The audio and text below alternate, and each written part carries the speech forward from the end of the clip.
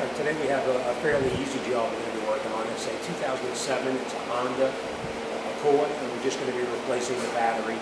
So I'm going to show you a couple of tools that you're going to need, and a couple of other items that you're going to need to save in memory on the radio so you don't lose the codes for the radio. So I'm going to show you a couple of things you're going to need to do.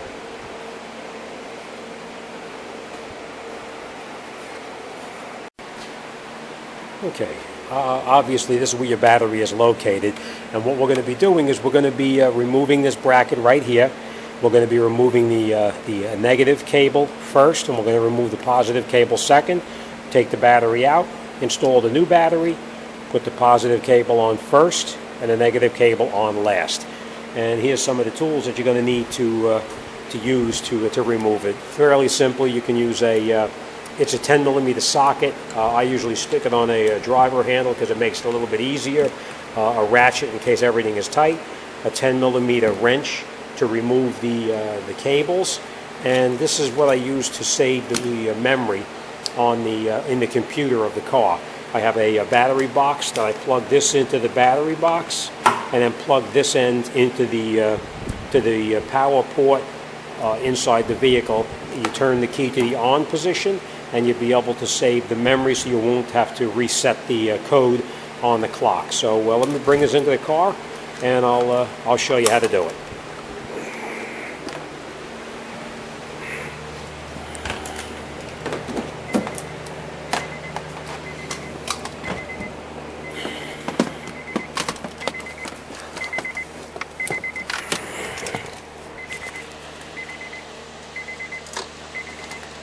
Okay, first thing you're going to do is you're going to find your power outlet and plug your jump start box or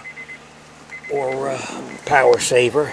They sell a battery saver in the auto parts stores too.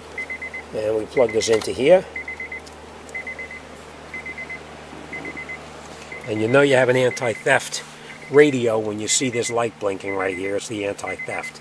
So let's just turn the key to the on position. All right, key to the on position. And now we'll go underneath the hood and we'll remove the battery.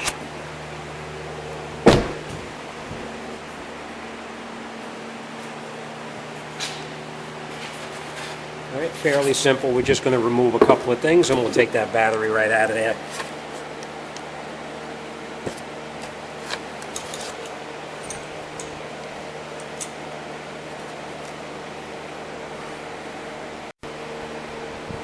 Okay.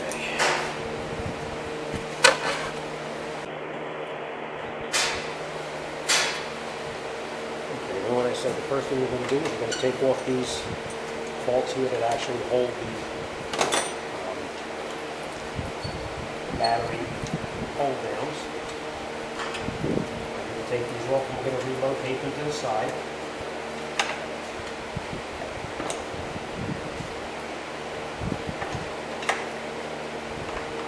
We're just going to take these out. They have little hooks on the bottom, and that's what hooks in down on the hold the battery in there. All right, next thing we're going to do is we're going to take the negative cable off first. Make sure your wrench doesn't accidentally hit into the other side there.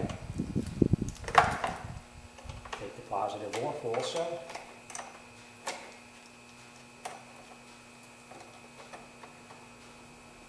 And you want to do this as quickly as possible because you don't want to have a problem with your power saver going dead. In my case, it's not going to happen. But if you're using a smaller one, it could.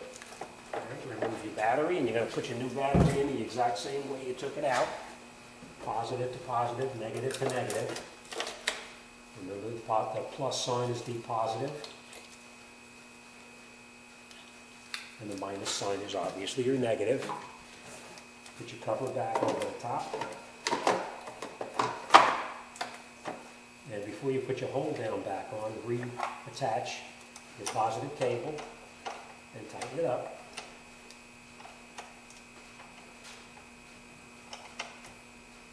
And now I'm going to reattach our negative and tighten that up.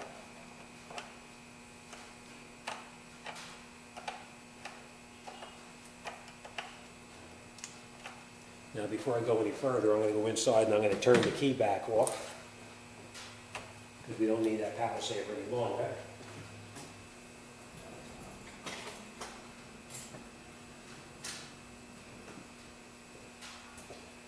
Okay, then we're going to reattach our hold down that we previously took off, hook it back in where you took it out, and then tighten up the hold downs.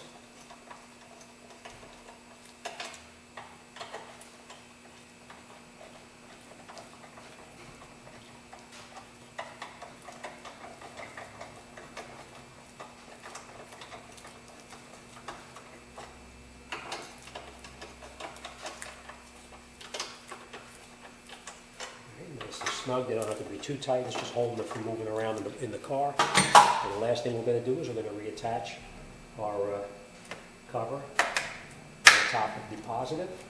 And that's it. You're all set. All right? Fairly easy. Just watch what you're doing. Make sure your wrenches don't touch anything, because even if you have the negative disconnected, you have power being fed back through the system by the power saver. So take your time. Any questions, any comments, you drop me a line. Be more than happy to talk to you about anything. Okay, now that you've got everything reattached and reconnected the way it's supposed to be, if you've done your job correctly and you saved your memory on the with your memory saver box that I have here and the cables that we used here, you should be able to turn the key on, and you should have the current time, and your radio will work. If you had made a mistake, the radio wouldn't turn on, and then you'd have to re-enter your code into the radio to get it to turn back on. All right, thanks again. See you on the next one.